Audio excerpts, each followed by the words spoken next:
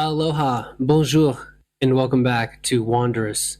Today we're going to talk about a Birdman. Okay, so here's the thing. I had no idea what to expect when my great uncle says, "We got to visit the Salt Man." What?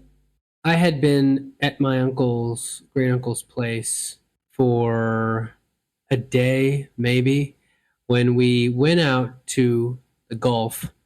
He lives in Salzo, which is on the northwest, right on the coast, the Atlantic coast of France. And I was greeted with a strange sight.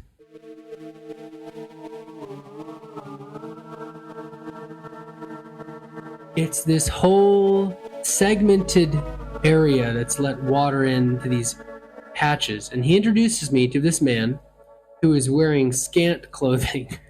I think he was only wearing shorts, no shirt, no shoes. And he was kind of raking in, collecting this salt. I didn't fully understand what he was doing, but he had clearly been at this land for a long time. If I'm recalling correctly, my great uncle said he owned this whole huge area, this plot. And there were even binoculars. And I'm like, why are there binoculars? And I look around, and there are pieces of stone. They look like obsidian chunks, the size of a plate. And they are written and drawn descriptions and stories of the birds nearby. Now, unfortunately, I have trouble reading this guy's handwriting. I'm going to include these photos for people who support this show. Of course, just about every Wednesday, I release background photos from the podcast that came out that weekend. And you guys are going to get a kick out of these. So there's even like little comics, I guess. Of course, I've tried to use the optical character recognition in my computer to sort of scan some of it, but it's not quite sharp enough. But it's, even if you don't know what they're talking about, I mean, clearly he's talking about the beauty. Here we go. I love the beauty of nature. Yeah, you kind of get a feeling of these are. And he's also keeping track. So one of the bits on the ground as we're walking around, this dried, craggly earth. He's keeping track of how many couples there are. So in 2020, there were 160 couples of a specific species. It's hard to say which species it was. And in 2022, there were 178. So that's great.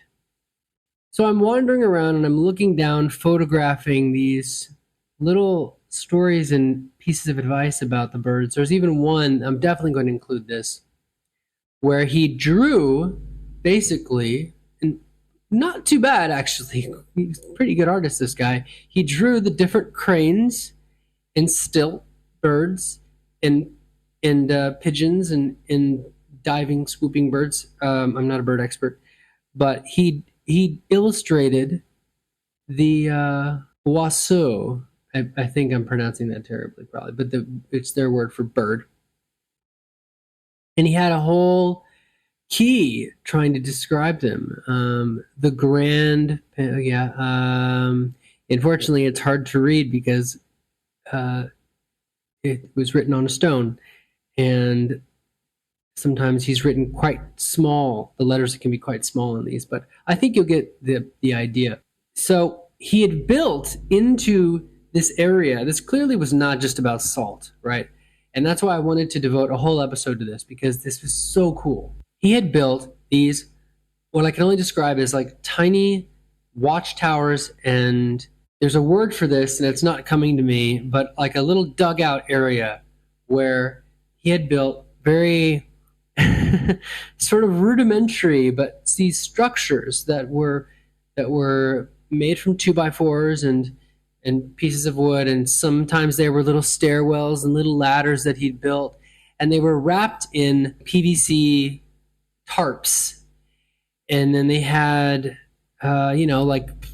sticks and things on top of them. He made these temporary structures. I even have quite a lovely panorama that I'll include for the supporters on Wednesday of this whole area, and you can see there was this grid of where the water would come in from the Gulf, and he would let the water come in, and then he would on a very low wall, he would block the water and trap the water, and then it would evaporate over a period of time, a couple days probably.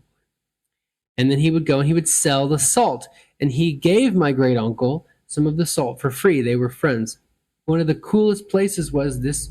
Well, there were a couple of things. I really liked the lower area. It was like little forts, right? The kind of fort you'd make when you were a kid, and you would go down, and you would go in, and it was a little site. I think you'd call it a blind, right? In America, it'd be called a blind, where it was almost like something that a hunter would make to wait for deer or other prey in hunting. They stick their gun through the little narrow slit and kill animals, which is sad. But this was entirely for bird watching. It was almost like an art exhibit, but I loved this lower blind that you could go in. I think that's the word I was trying to remember, a blind. And you could look, and sure enough, a crane came, and you watch it hang out in the shallows, just like poking around, walking around.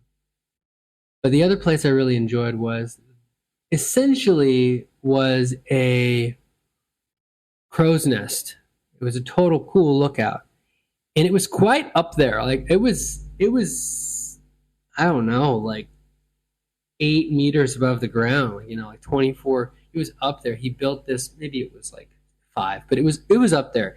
And he built this series of stairwells, his wooden stairs that went up, kind of used the tree as support, and you could get this view, a whole panoramic view. And I got 4 panoramas here of this beautiful countryside right on the edge.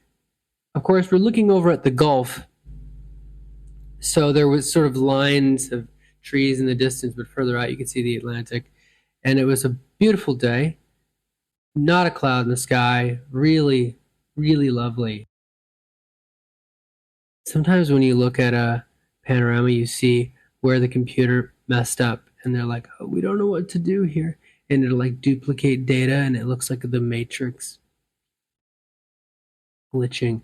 But looking at these dozens of these segmented water evaporation areas, I'm sure there's technical terms for all this stuff, but technical terms are for people who want to have egos. It was a water evaporation area. It was a water evaporation area where water would evaporate, and then you take the salt and then you put it in your soup, and it's great. And we need salt because we're mammals. That's the very sophisticated way I'm going to talk about this. So I wish that I knew more French, because there were even little poems about bees and things. He'd drawn bees on these rocks. It was very artistic. Everything was so artistic. And we walked by these cases where the beehives were kept. There were at least a dozen of them. So anyway, we spent the better part of the afternoon enjoying the environment that the salt man had cultivated over probably many decades. My great uncle said he had been at this for a long time. And it just goes to show that you never really know what you're going to come across in rural France. It really is a unpredictable place, believe it or not. Later on, we would walk along the coast, come across some albino cows, but not before I went to the Castle Susinio. At least I think that's how it's pronounced. Susinio, which is a real castle that was turned into an amusement park, and it was vaguely silly, but quite entertaining. And I'll talk about that next time. Thank you for listening, and I'll see you next week. Aloha.